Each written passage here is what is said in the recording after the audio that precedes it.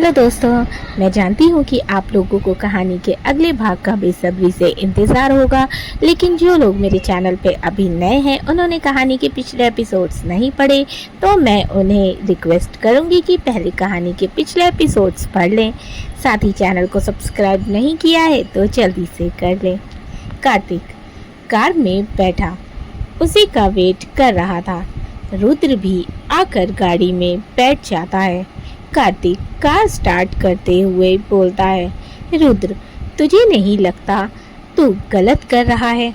तूने मिस रम्या की हालत देखी थी, कितने दर्द में लग रही थी वो। रुद्र कुछ नहीं बोलता और विंडो के बाहर देख रहा था। कार्तिक, रुद्र, मैं तुझसे बात कर रहा हूँ, कुछ बोलेगा भी या बस यूं ही बाहर देखता रहेगा? रुद्र, क्या बोलूं, तुझे क्या सुनना है मेरे मुंह से? कार्तिक, वही जो तू फील कर रहा है। मैं तेरे दिल की बात जानना चाहता हूँ, तू दिल से क्या चाहता है? रुद्र, मेरे दिमाग में कुछ नहीं चल रहा। मैंने ये शादी सिर्फ और सिर्फ दादी माँ के लिए की है। मैं उन्हें खुश देखना चाहता हूँ। डॉक्टर ने कहा है कि वो जितना खुश रहेंगी उतनी जल्दी ठीक होंगी।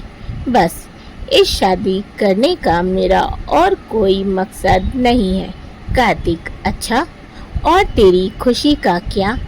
तेरी खुशी किसमें है? क्या जिंदगी भर तू ऐसे ही रहेगा? रुद्र, मेरी कोई खुशी नहीं है, और रही बात जिंदगी की, तो मेरे जीवन में अब प्यार मोहब्बत के लिए कोई जगह नहीं है और ना ही कभी होगी। कार्तिक गुस्से से बोलता है, अच्छा चल ठीक है, मान लिया तेरी कोई खुशी नहीं है, लेकिन मिस रम्या, उनकी खुशी का क्या? रुद्र, तू कब से इतना सेल्फिश हो गया कि अपने फायदे के लिए तू एक मासूम लड़की की जिंदगी खराब करे? रुद्र, मैंने किसी की जिंदगी खराब नहीं की है। रम्या को वो सब मिलेगा जिसकी वो हकदार है। बस मुझे छोड़कर मैं उससे हर उस इंसान से प्रोटेक्ट करूँगा जिससे भी उसे खतरा होगा। उसे दौलत, शोहरत, इज्जत सब कुछ मिलेगा। इससे ज्यादा एक लड़की को और क्या चाहिए होता है? कार्तिक गुस्से से गाड़ी रोककर बोलता है, अच्छा तो उन्हें सब देगा, लेकिन प्यार का क्या? क्या तू उन्हें वो प्यार दे पाएगा जिसकी वो हकदार है? रुद्र, तू सब चीजें पैसों से खरीद सकता है, लेकिन प्यार नहीं। रुद्र कार्तिक को हाथ दिखाकर चुप करा देता है और सामने देखते हुए बोलता है, अब मुझे इस टॉपिक पर कोई बहस नहीं चाहिए। मैं जो भी कर रहा हूँ सोच समझकर कर रहा हूँ। तू मुंह बंद करके गाड़ी चला, वरना ड्राइविंग सीट से उतर, मैं खुद ड्राइव कर लूँगा। ये बोल वो जैसे ही नीचे उतरने को हुआ, कार्तिक मुंह बनाकर बोला, चला रहा हूँ, बैठा रहे चुपचाप। वो फिर से कार स्टार्ट कर देता है और मन में बोलता है, रुद्र, तू मिस रम्या को जैसा समझ रहा है वो वैसी बिल्कुल भी नहीं है, पर अभी तुझे इस बात का एहसास नहीं है, लेकिन आई एम श्योर जब तुझे इस बात का एहसास होगा तो तू खुद कहेगा कि तुझे मिस रम्या से प्यार हो गया है। और मुझे उस दिन का बेसब्री से इंतज़ार रहेगा। कार्तिक रुद्र की तरफ देखकर हल्के से मुस्कुरा देता है। रम्या के घर पर वैशाली सौरभ जी को ताना मारते हुए बोली, देख लिया अपनी बेटी की करतूतें, भाग गई अपने यार के साथ, लिहाज तक ना किया हमारा, और कमबख्त घर भी खुला छोड़ कर गई। ताकि चोर आकर आपकी खून पसीने की कमाई उड़ा ले जाए। अरे मैं तो पहले ही कहती थी, मुझे ठीक नहीं लगते इसके लक्षण, जल्दी हाथ पीले करवा दो इसके, लेकिन आपने मेरी एक ना सुनी। गौरव कितना अच्छा बच्चा था और उससे शादी के लिए भी कह रहा था, लेकिन आपने मेरी एक ना सुनी। पता नहीं कौन से शाही पर लगे थे आपकी बेटी में, जो बेचारा मेरा गौरव पसंद नहीं आया आपको। इतना भला बच्चा था, कोई नशा कोई बुरी आदत नहीं उसके अंदर, और मेरे भैया के दोस्त का जाना पहचाना भी था, पूरा हीरा था हीरा। सौरभ जी अपना सर पकड़कर बैठे थे। वैशाली अपनी पूरी भड़ास निकाल रही थी। वो चिल्ला चिल्ला कर बोल रही थी। सौरभ जी गुस्से से खड़े होते हुए बोले, बस करो, वैसे ही मेरे सर में दर्द हो रहा है, ऊपर से तुम्हारी बकवास जो मन में आ रहा है बोलती जा रही हो। वो गुस्से से वहां से जाने लगते हैं तो वैशाली तुरंत उन्हें रोकते हुए बोलती है, इतनी सुबह सुबह कहाँ जा रहे हैं आप? सौरभ जी, पुलिस स्टेशन जा रहा हूँ। वैशाली हैरानी से, क्या आप पुलिस स्टेशन जा रहे हैं? सौरभ जी, हाँ, रूमी के गुमशुदगी की रिपोर्ट लिखवाने। वैशाली उन्हें रोकते हुए बोलती है, नहीं, आप ऐसा कुछ नहीं करेंगे। सौरभ जी, क्या मतलब है तुम्हारा? मैं ऐसा कुछ नहीं करूँगा। वो कल से घर से गायब है, पता नहीं कहाँ होगी, कैसी होगी, मुझे कंप्लेन लिखवानी होगी। वैशाली, अरे मैं कह रही हूँ ना, भाग गई अपने किसी यार के साथ, और आप पुलिस स्टेशन नहीं जाएंगे। आपको कुछ एहसास भी है? अगर किसी को मोहल्ले में ये बात पता चल गई तो क्या होगा? पूरे में हंगामा मच जाएगा, लोग 10 तरह की बातें करेंगे।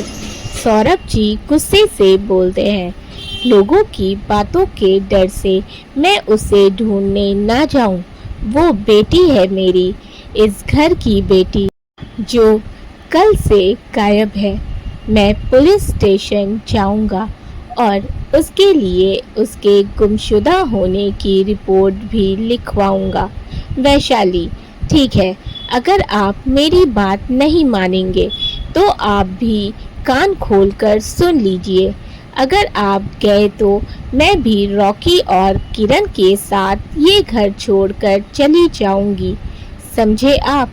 सौरभ जी गुस्से से, तुम्हें जो करना है करो, मैं वही करूंगा जो मुझे ठीक लगेगा। ये बोल वो गुस्से से वहां से चले जाते हैं। किरण, मम्मी पापा को क्यों परेशान कर रही हो? वैशाली, तू चुप रह, वरना मेरे हाथों से पिटाई खा जाएगी। अभी समझी? किरण मुंह बनाकर बोलती है, वैसे मम्मी तुम्हें क्या लगता है ये रूमी कहाँ गई होगी? क्या सच में किसी के साथ भाग गई, या कहीं कोई उसे किडनैप तो करके नहीं ले गया? वैशाली, वो जहाँ जाए मेरी भला से, और उसे कौन किडनैप करेगा? उसमें कौन से हीरे जड़े हुए हैं? किसी के साथ जरूर भागी होगी। कलमुही घर से तो भाग गई, लेकिन हमें बदनाम कर दिया। तेरे पापा उसे ढूंढने के चक्कर में पूरे मोहल्ले में हंगामा मचा देंगे, फिर तेरे लिए कोई अमीर घर का रिश्ता भी नहीं आएगा।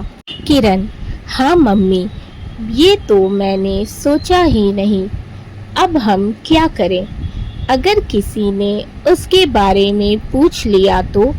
वैशाली कुछ सोच रही थी, तभी कुसुम अंदर आते हुए रम्या को आवाज देने लगती है, रूमी कहाँ है तू, जल्दी आ। वैशाली और किरण दोनों एक दूसरे को देखती हैं। रूमी कहाँ है? जल्दी बाहर आ, मुझे देर हो रही है। कुसुम उसे आवाज देते हुए अपनी कलाई पर बंधी घड़ी देखने लगती है, क्योंकि आज उसे हॉस्पिटल जल्दी जाना था। तभी वैशाली उसके सामने आकर बोलती है, ये क्या तरीका है किसी के भी घर में इस तरह से मुंह उठाकर चले आना? तुम्हारे माँ बाप ने तुम्हें संस्कार नहीं दिए हैं?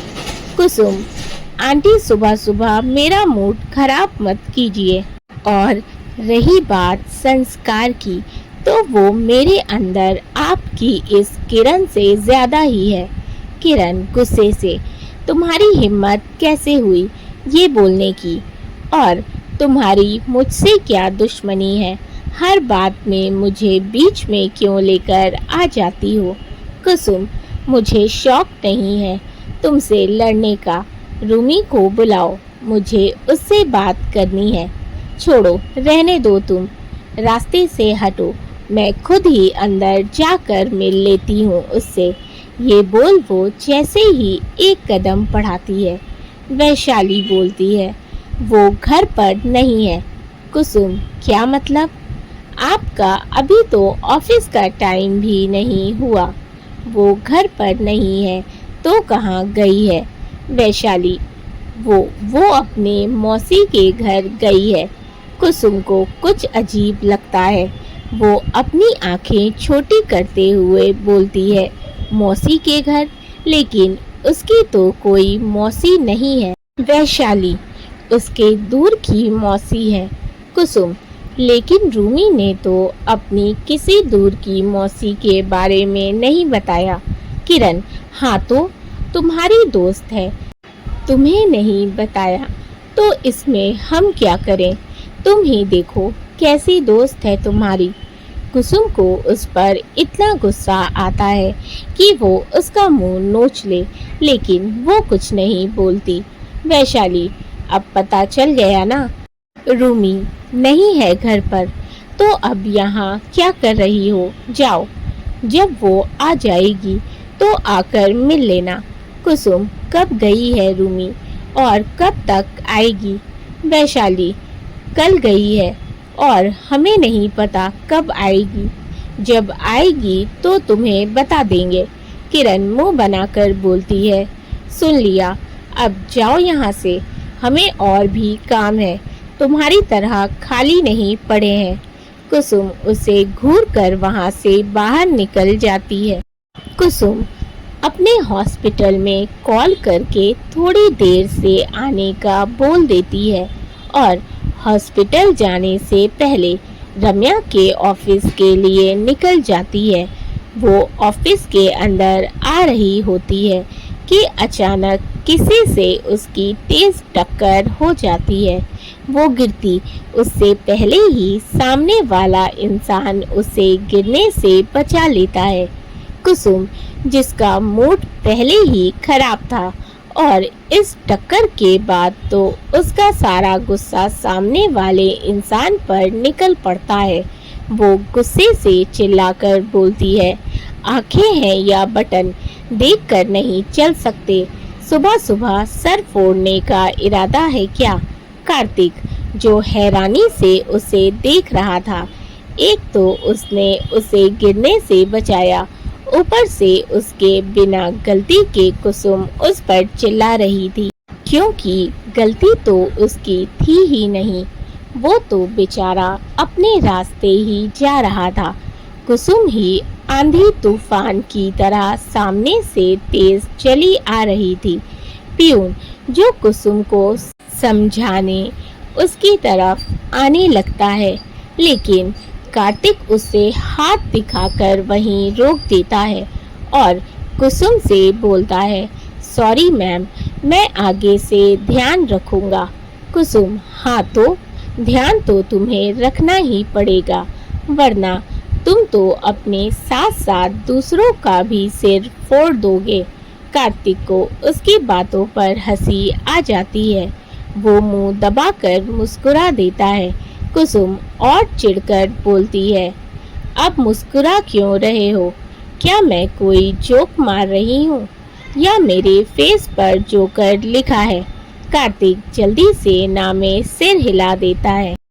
कुसुम उसे घूर कर खुद में ही बड़बड़ाते हुए आगे बढ़ जाती है।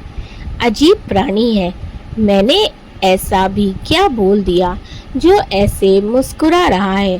फिर खुद को शांत करके रिसेप्शन के पास आती है और पूछती है, क्या मैं मिस रम्या से मिल सकती हूँ?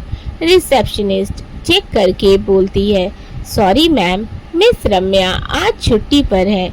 उसकी बात सुन कुसुम हैरानी से बोलती है, क्या मिस रम्या आज ऑफिस नहीं आई है? फिर कुछ सोचकर बोलती है, एक्सक्यूज मी, क्या प्लीज आप देखकर बता सकती हैं कि मिस रम्या ने छुट्टी ली है, और अगर ली है तो कितने दिनों के लिए ली है? रिसेप्शनिस्ट, सॉरी मैम, हम ये नहीं बता सकते, ये हमारे रूल के खिलाफ है। कुसुम रिक्वेस्ट करते हुए, देखिए प्लीज, मेरा ये जानना बहुत ज़रूरी है, मैं उसकी दोस्त हूँ।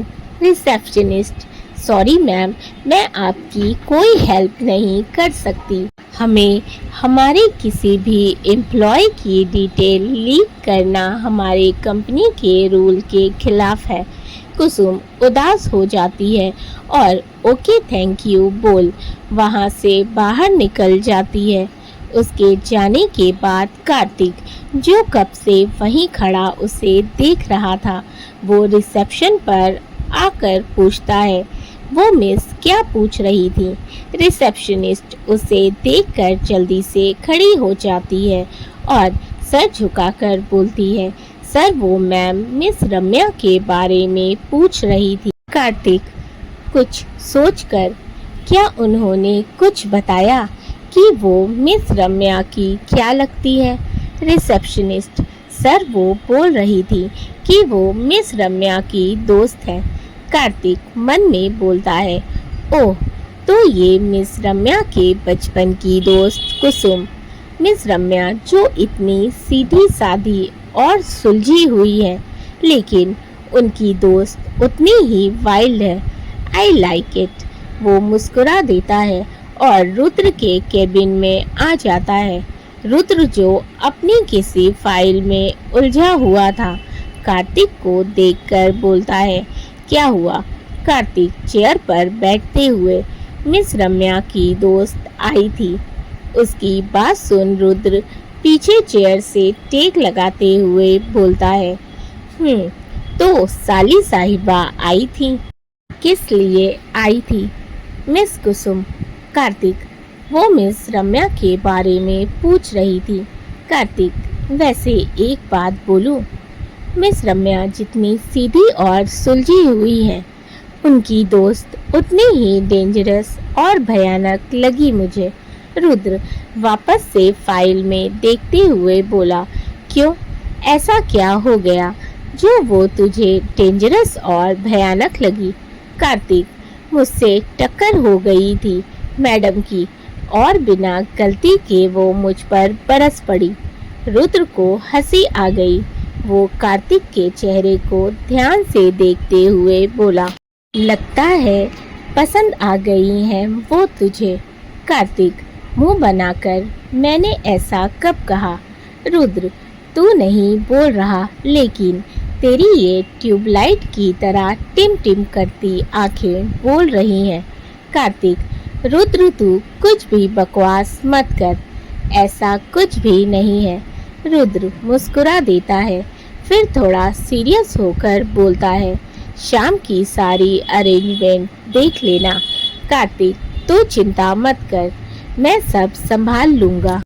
शाम को रुद्र फार्म हाउस आता है तो काफ़ी ज़्यादा गुस्से में लग रहा था। रुद्र रूम के पास आता है जहाँ कुछ सर्वेंट और पार्लर वाली परेशान खड़ी थी। वो उन सब पर एक नज़र डालकर वहाँ से जाने का इशारा करता है। सब चुपचाप सर झुकाकर वहाँ से चले जाते हैं। रुद्र दरवाज़ा खोलता है, लेकिन दरवाज़ा अंदर से बंद था। उसका गुस्सा और बढ़ जाता है। वो कसकर अपनी आंखें बंद करता है और अपना गुस्सा शांत करते हुए अपने पॉकेट से दूसरी कीज निकालता है और दरवाज़ा खोलकर रूम के अंदर आता है तो देखता है रम्या दीवार से सर सट कर घुटनों में मुंह छुपाए जमीन पर बैठी थी। रुद्र गुस्से से उसके पास आता है और एकदम से उसका बाजू पकड़कर खड़ा करता है और जोर से बेड पर धक्का दे देता है। रम्या खुद में ही इतनी मग्न बैठी थी कि उसे रुद्र के रूम में आने का एहसास ही नहीं हुआ। वो रुद्र को एकदम से अपने सामने देखकर पूरी तरह से सहम जाती है और भरी आंखों से उसे देखने लगती है। रुद्र उसके चेहरे को ध्यान से देखता है जो रो रो कर बिल्कुल लाल हो गया था और आंखें भी सूज गई थी। रुद्र गुस्से से उसके करीब आकर बोलता है, मैंने बोला था शादी में मुझे कोई भी रुकावट नहीं चाहिए, तो फिर तुमने खाना क्यों नहीं खाया? एक सर्वेंट ने रुद्र को फोन करके बताया था कि रम्या सुबह से रूम से बाहर नहीं निकली है, न ही उसने कुछ खाया और न ही वो दरवाज़ा खोल रही है। पार्लर वाली जो उसे शादी के लिए रेडी करने आई थी वो भी कब से बाकी सब के साथ दरवाज़ा खुलवाने की नाकाम कोशिश कर चुकी थी। सब कुछ सुनकर रुद्र गुस्से से अपने फार्म हाउस के लिए निकल जाता है। रम्या भी गुस्से से चिल्लाकर रोते हुए बोलती है, नहीं खाना हमें कुछ भी, हमें अपने घर जाना है, प्लीज़ हमें जाने दीजिए सर। हमने क्या बिगाड़ा है आपका? क्यों कर रहे हैं आप ऐसा? नहीं करनी हमें कोई शादी, प्लीज़ हमें जाने दीजिए। रुद्र को उसका इस तरह से रोना न जाने क्यों अच्छा नहीं लग रहा था। वो उससे नज़रें हटाकर पास रखी बेल को प्रेस करता है जिससे एक सर्वेंट खाने की ट्रे लेकर अंदर आती है और टेबल पर रखकर चली जाती है। रुद्र सोफे पर बैठते हुए बोलता है, चलो आकर चुपचाप खाना खाओ, लेकिन रम्या उसकी बात नहीं सुनती और रोते हुए वहीं बैठी रहती है।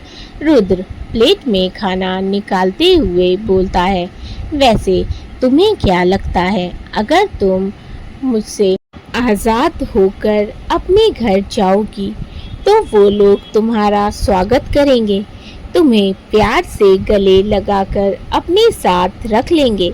रम्या हैरानी से उसे देखती है जैसे पूछ रही हो, आप क्या कहना चाहते हैं? रुद्र उसकी तरफ खाने की प्लेट बढ़ाते हुए बोला, वो लोग तुम्हारी शक्ल भी देखना पसंद नहीं करेंगे। उन्हें लगता है कि तुम अपने किसी आशिक के साथ भाग गई हो। रम्या गुस्से से बोली, बस कीजिए, बंद कीजिए अपनी बकवास, हमें नहीं सुनना कुछ भी। आप समझते क्या हैं खुद को? कब से अपनी मनमानी कर रहे हैं? हमें नहीं करनी आपसे शादी, हम मर जाएंगे लेकिन आपसे शादी नहीं करेंगे, समझे आप?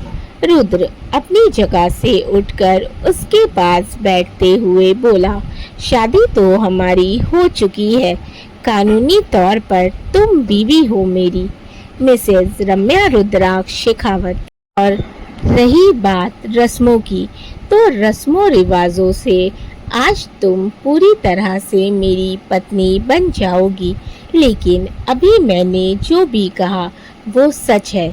लेकिन तुम्हें मेरी बातों पर भरोसा नहीं है तो कोई बात नहीं, मैं अपने साथ सबूत लेकर आया हूँ।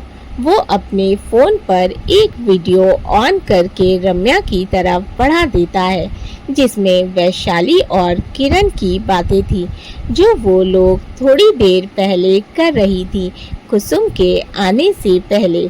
उसे सुनकर रम्या को काफ़ी बुरा लगता है, उसका दिल बुरी तरह से टूट जाता है क्योंकि उसे पता था कि जो भी वैशाली और किरण बोलेंगी सौरभ जी उन बातों पर विश्वास कर लेंगे। रुद्र उसके चेहरे को ध्यान से देख रहा था। वो अपना फोन वापस लेते हुए बोलता है, अब रोना बंद करो। जिनके लिए तुम रो रही हो वह लोग तुम्हें कुछ नहीं समझते, इसीलिए मैं कह रहा हूँ मुझसे शादी करो, तुम्हारे लिए सबसे सही यही है। रम्या हैरानी से एक बार फिर रुद्र को देखती है। रुद्र एक गहरी सांस लेकर बोलता है, अभी खाना खा लो, फिर ब्यूटिशियन आकर तुम्हें तैयार कर देगी शादी के लिए। और अगर फिर भी तुमने मेरी बात नहीं मानी तो तुम्हें अच्छे से पता है कि मुझे अपनी बातें मनवाना बहुत अच्छे से आता है। फिर वो प्यार से हो या गुस्से से वो उठकर जाने लगता है तो रम्या बोलती है, आप हमसे शादी क्यों करना चाहते हैं सर? रुद्र के कदम रुक जाते हैं। वो पलट कर देखता है तो रम्या उसके सामने खड़ी थी।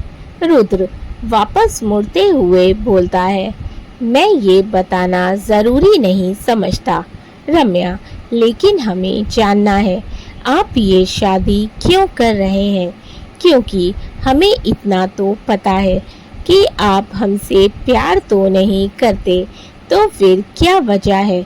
रुद्र देखता है रम्या आज उसके सामने खड़ी उसकी आंखों में देखकर बात कर रही थी। उसे अच्छा लगता है कि वो खुद के लिए लड़ रही है। रुद्र उसके थोड़ा करीब आकर बोलता है, और अगर मैं कहूँ कि मुझे तुमसे प्यार हो गया है इसीलिए शादी कर रहा हूँ तो? रम्या उसकी आंखों में देखकर बोलती है, आप झूठ बोल रहे हैं सर। जो प्यार करते हैं वो दर्द नहीं देते। रुद्र हैरानी से उसे देखता है। कितनी आसानी से उसने कह दिया कि प्यार करने वाले तकलीफ नहीं देते। रुद्र उसकी आंखों में देखकर बोलता है, तुम गलत हो। प्यार करने वाले ही सबसे ज़्यादा दर्द और तकलीफ देते हैं, क्योंकि वो धोखेबाज होते हैं। मैं तुम्हें तुम्हारे सारे सवालों के जवाब दूंगा, लेकिन शादी के बाद अब गुड गर्ल की तरह खाना खाकर रेडी हो जाओ। ये बोल वो उसे रूम में छोड़कर बाहर चला जाता है। रम्या वहीं खड़ी उसे जाते हुए देख रही थी। कुछ देर बाद ब्यूटिशियन उसे तैयार करके जा चुकी थी। लाल रंग का भारी भरकम खूबसूरत लहंगा, बालों में गजरा, हाथों में भरा लाल चूड़ा, हल्के मेकअप और हैवी ज्वेलरी में वो बला की खूबसूरत लग रही थी। उसकी काली कांच सी चमचमाती आंखें और दूसरा सफ़ेद चेहरा जो रो रो कर सुर्ख हो गया था। रम्या सूनी आंखों से ड्रेसिंग टेबल के सामने बैठी खुद को शीशे में देख रही थी। उसकी आंखों में आंसू अभी भी ठहरे हुए थे। उसे अपनी मरी हुई माँ की बहुत याद आ रही थी। आप हमें छोड़कर क्यों चली गई माँ? अगर आप ना गई होती तो पापा हमसे इतनी नफरत ना करते और आज हम यहाँ ना बैठे होते। सब कितना अच्छा होता। वो सोच ही रही थी कि तभी एक सर्वेंट नॉक करके अंदर आती है और बोलती है, मैम सर आपको नीचे बुला रहे हैं। रम्या कुछ नहीं बोलती और बोझल कदमों से उसके साथ नीचे आ जाती है। नीचे खूबसूरत मंडप सजा हुआ था। रुद्र मंडप में बैठा उसका इंतजार कर रहा था। क्रीम कलर की खूबसूरत शेरवानी, वाइट चूड़ीदार और सर पर लगी खूबसूरत पगड़ी में वो बहुत ही हैंडसम लग रहा था। उस पर से उसकी भूरी आंखें, जैसे ही उसकी नज़र रम्या पर जाती है तो वहीं ठहर जाती है। रम्या धीरे धीरे सीढ़ियों से उतर रही थी क्योंकि उसका लहंगा काफी भारी था। जब वो थोड़ा पास आती है तो रुद्र अपनी नजरें फेर लेता है। सर्वेंट उसे रुद्र के बगल में बैठा कर पीछे हो जाती है। पंडित जी मंत्र स्टार्ट करते हैं। कार्तिक वहीं खड़ा उसके हर मूवमेंट की पिक्चर्स ले रहा था। दोनों फेरों के लिए जैसे ही खड़े होते हैं रम्या का पैर लहंगे में फंस जाता है और वो गिरती उससे पहले रुद्र उसे संभाल लेता है।